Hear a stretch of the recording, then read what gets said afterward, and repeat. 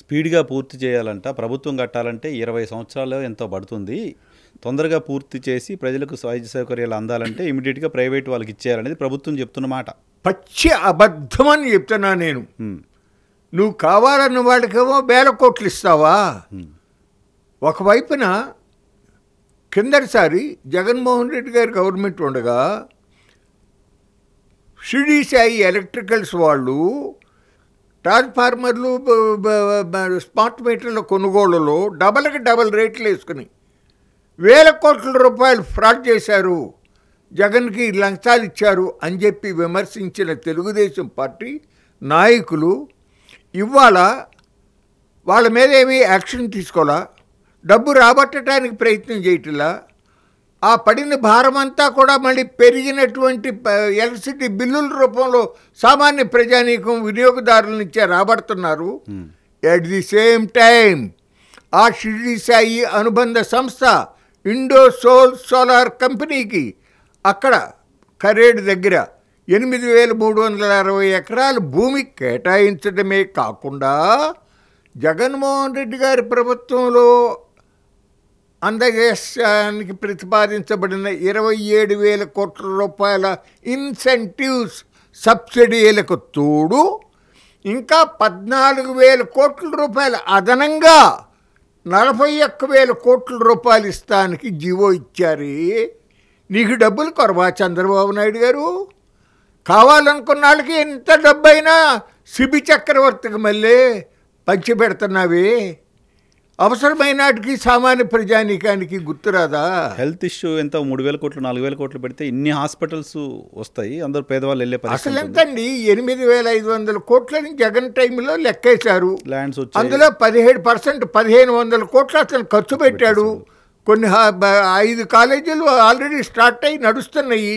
Admissions కూడా దాంట్లో కూడా సగం సీట్లు పేదవాళ్ళకి. 50%. ఇప్పుడు స్వతంత్రం వచ్చినప్పటి నుంచి 77 ఏళ్లలో ఆంధ్రప్రదేశ్ రాష్ట్రంలో ఉన్న 13 జిల్లాల్లో 2,360 సీట్లు ఉంటే మెడికల్ కాలేజీల్లో ఇప్పుడు జగన్మోహన్ రెడ్డి మూలాన కొత్తగా 2,550 సీట్లు వచ్చినాయి.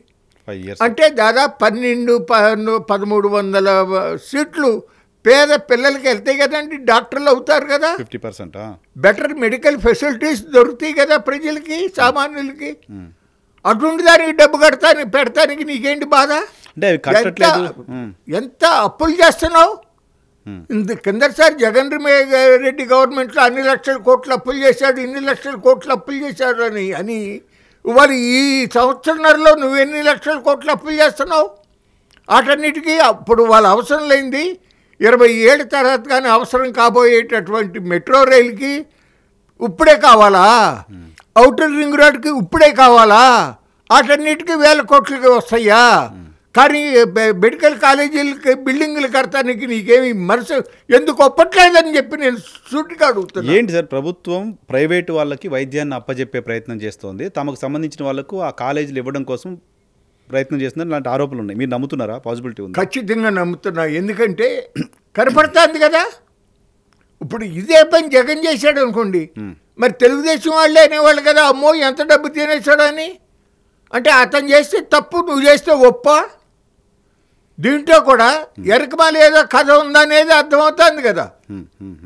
అది ప్రజలందరికీ అర్థమవుతుందండి. ఇవాళ జగన్మోహన్ రెడ్డి టైంలో ఏం కట్టలేదు మెడికల్ కాలేజీలు, ఉట్టిగా పిల్లర్లు వేశారు, మట్టి అదేంటి మొత్తం గడ్డి పుట్టిపోయింది, అవేం కాలేదు, ఐడియన్ క్యాంపెయిన్ చేస్తున్నారు అని చెప్పంటున్నారు. మీ అబ్జర్వేషన్ ఏంటి సార్? 6 కాలేజీలు పూర్తి అయిపోయినాయి అని మీ జిల్లాకు సంబంధించిన మంత్రి పార్థసారథి గారు 6 పూర్తి అయిపోయినాయి, 6-7 పూర్తి అయిపోయినాయి, ఇంకా 10 ఉన్నాయని చెప్పారు. చంద్రబాబు నాయుడు గారు ఒక పాడేరు ఒకటే పూర్తయింది అని చెప్తున్నారు.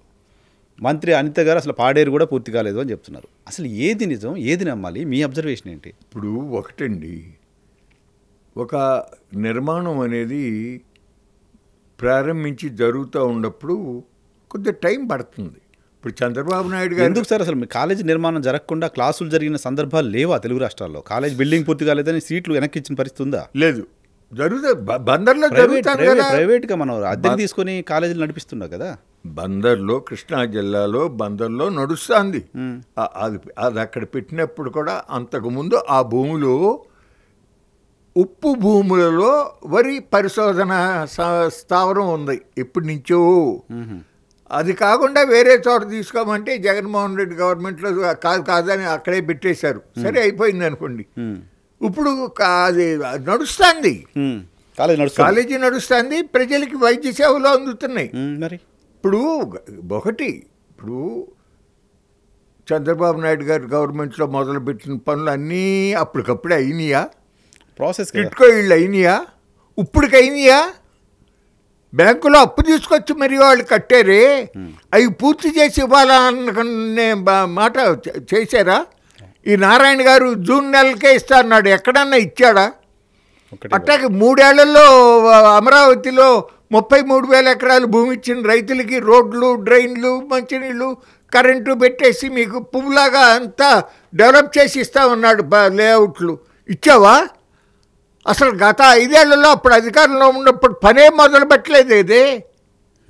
మరి ఇప్పుడు వాళ్ళని అంటావు, అది కరెక్ట్ కాదండి. ఒక మంచి పని చెయ్యి, ప్రైవేటైజ్ చేయి, మాక నువ్వే గవర్నమెంట్ నిర్వహించండి, అది మీ బాధ్యత. అది సో మెడికల్ కాలేజీల విషయంలో ప్రభుత్వానికి వేరే ఇంట్రెస్ట్ ఉంది అని చెప్పదలుచుకున్నారు. అవును చెప్పండి, ఎందుకు ఇస్తున్నావు? కారణం ఏంటి? భారం అవుతుందనా? మరి అవన్నీ ఎట్లా వేల కోట్ల రూపాయల ప్రజల సంపదని వాళ్ళకి ఎట్లా కట్టబెడుతున్నావు?